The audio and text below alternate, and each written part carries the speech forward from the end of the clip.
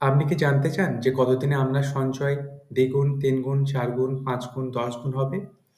দ্বিগুণ কতদিনে হবে তা জানা যায় রুল অফ 72 র সাহায্যে। আপনি যদি 8% রেট অফ ইন্টারেস্ট পান তাহলে সেক্ষেত্রে 72/8 তার মানে ৯ বছর সময় লাগবে।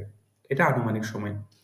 আপনি যদি 10% রেট অফ ইন্টারেস্ট পান সেক্ষেত্রে 72/10 তার মানে আনুমানিক 7.2 ইয়ার্স লাগবে। ৩ গুণ কতদিনে হবে তা জানা যায় রুল অফ 114 এর সাহায্যে।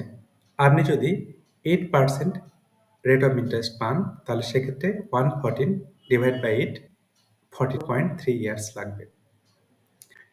৪ গুণ কতদিনে হবে তা জানা যায় রুল অফ 144 এর সাহায্যে। আপনি যদি 12% রেট অফ ইন্টারেস্ট পান সেক্ষেত্রে আপনার অ্যাপ্রক্সিমেটলি 12 ইয়ার্স সময় লাগবে।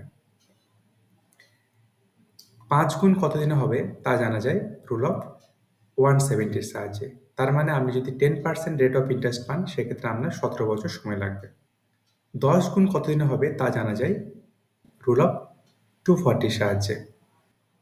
আপনি যদি এই অংশটা ম্যাথামেটিক্যালি কষতে চান তাহলে সেক্ষেত্রে আপনাকে কম্পাউন্ড ইন্টারেস্টের যে ফর্মুলা সেটার সাহায্য নিতে হবে।